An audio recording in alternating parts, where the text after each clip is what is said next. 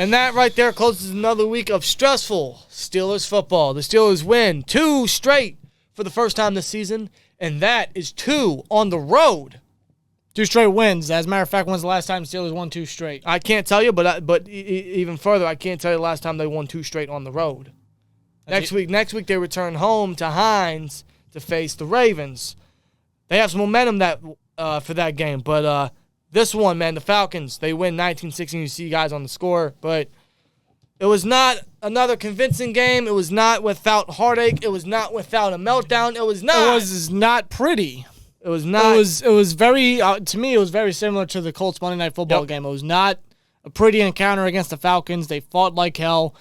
They came back in the second half. We saw another one of those moments where the Steelers kind of fell asleep in the second half and almost gave the game away. And you knew it was coming. If you didn't expect it, if you didn't at least see it coming, I'm sorry to tell you, but you're blind.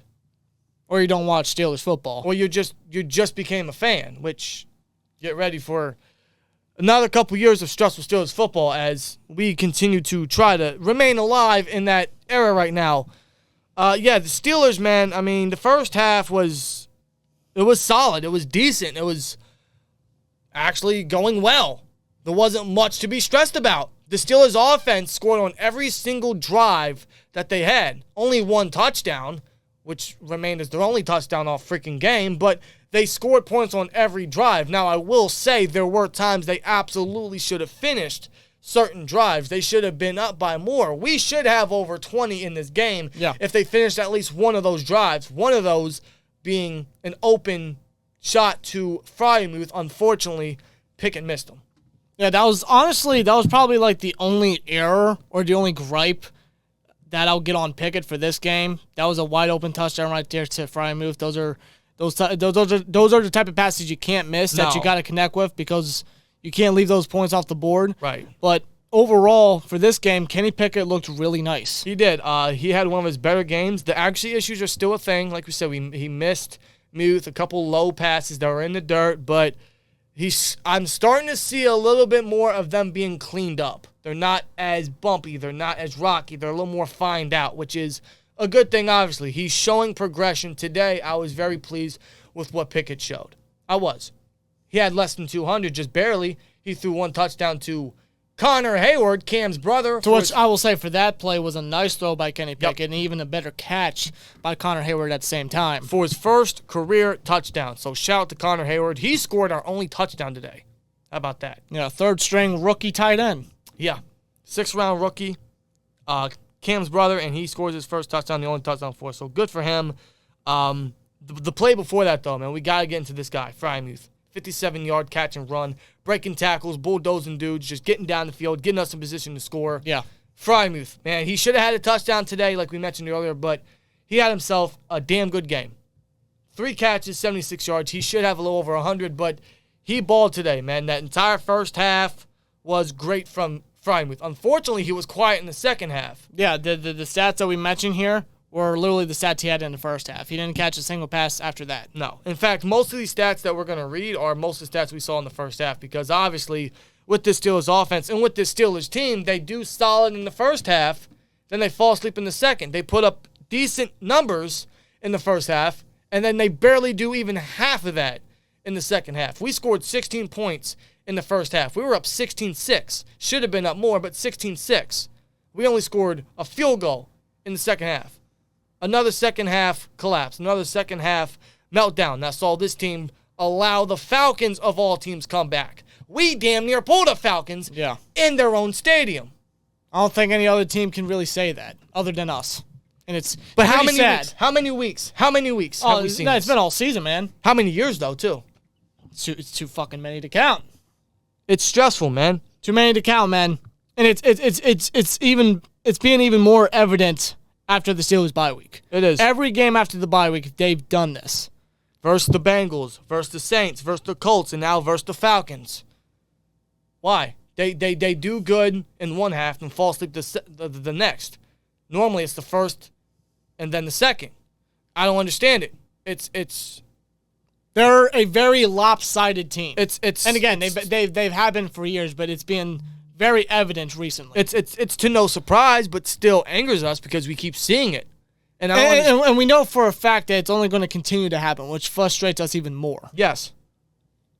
And we just can't we can't stand to deal with the situation that the Steelers put themselves in when they could easily put more points on the board and easily close these games out. Yeah, they absolutely could put more points on the board. They should have closed certain drives.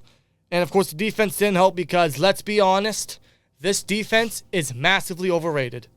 And overpaid. They are the highest paid defense in the National Football League. And they almost let a team in the Atlanta Falcons, led by Marcus Mariota, to come back. Yep.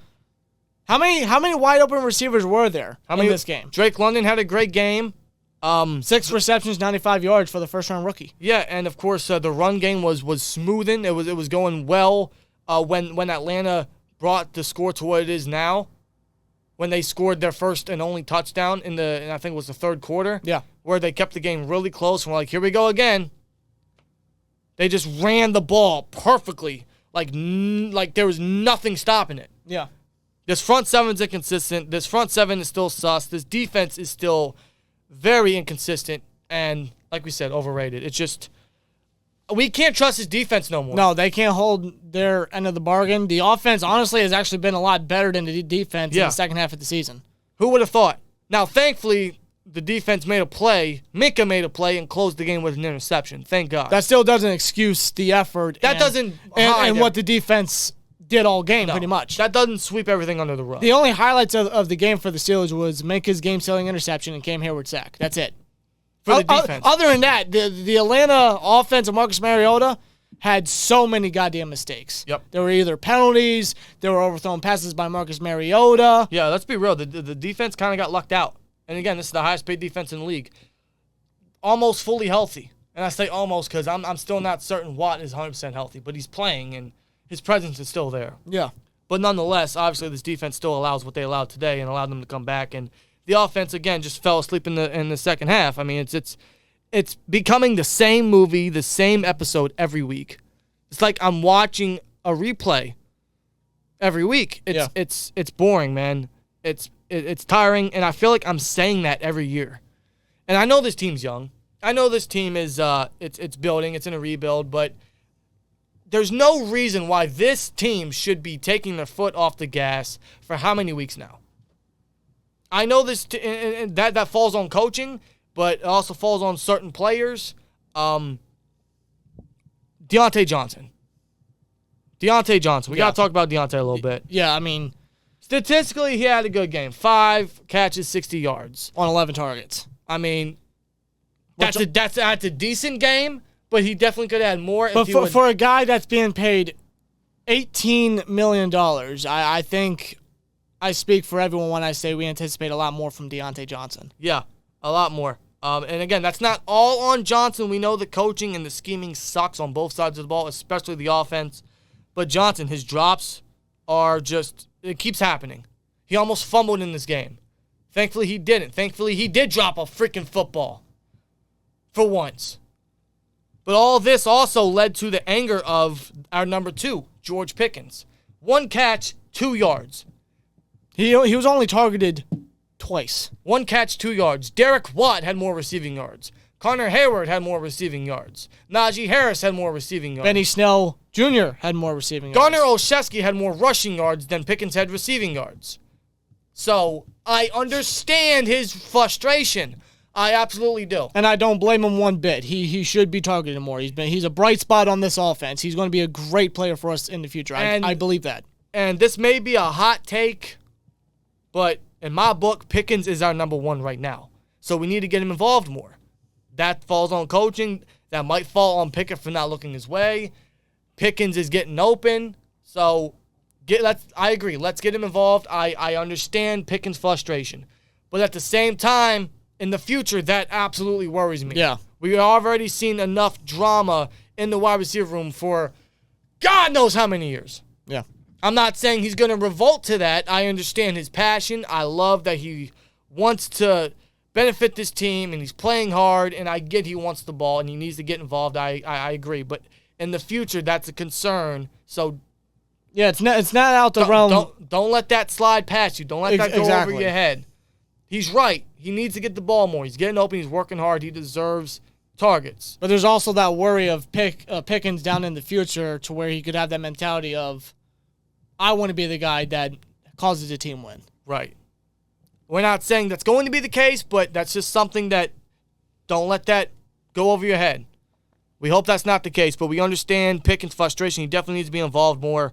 But that's also the offense just falling asleep, just not doing much anymore. Yeah. They don't finish drives. There's mistakes from everybody on the field, from coaching. Of course, the defense is overrated. It's just, another week of stressful Steelers football. They have a solid first half and then give up in the second and let the team come back. Just in general, I mean, we all know this. This team is not great. They're not convincing. They never were to begin with. No. And we're well aware of that. But that still doesn't give the team excuse to just take their foot off the gas. Or just remain complacent. You figured that, you do this so many times. For how long? You want to change it up a bit. You're tired of doing the same shit. Yeah. You want to try something new, something fresh. But you don't. Show dominance. Prove yourself to this league, to your opponents. Yet here you are doing the same thing week in and week out. No lead is ever comfortable with this team. So this needs to be a massive eye-opener. This entire season does for everybody, but especially the coaching and the guy in charge, Mike Tomlin. Take all this and get better. Yeah. I mean, how can you not get better? You want to get better. You want to continue to prove yourself, right? Isn't that what Tomlin said in his interview with Ryan Clark and Channing Crowder and Fred Taylor? Right. He still wants to prove himself. So you can't prove yourself if you're going to do the same shit. Well, that's going to have to wait till next year because we already know what this team is at. And I know. If they wanted to improve, they would have done it by now. They should have been done it by now. But that's hopefully for next season. But next week we got the Baltimore Ravens back at home, back at Heinz. Whether they have Lamar or not, I don't know. That's the first matchup between the Steelers and Ravens, and of course it'll be around this time where it gets really, really interesting with the playoff picture coming up. It's slowly but surely. The Ravens are in there. They are in there right now, but they suffer an injury to Lamar. What his update is, got to wait for news to come out. Honestly, we shall see. But nonetheless, Steelers somehow, some way, pull off the victory. And they win two straight on the road before returning home to face a heated AFC North rival. So they have some momentum on their side, but these weekly meltdowns, these weekly second-half collapses are just so tiring. Yeah. And I feel like we're watching the same thing every week. But obviously we can't really anticipate much improvement or much change because they would have done it by now. And we're almost at the tail end of the season, so I guess we just got to push through as rough as it's going to be. But that's where we stand right now until the offseason comes about. Pretty much. So let's ride on, man. Let's ride. Yeah, let's try. Otherwise, let us know your guys' thoughts down below. That's your recap. Let's know your guys' thoughts. How you guys feeling about this victory? And that'll do it, man. See you guys in the next one. Like, comment, subscribe, and we'll see you later. Peace!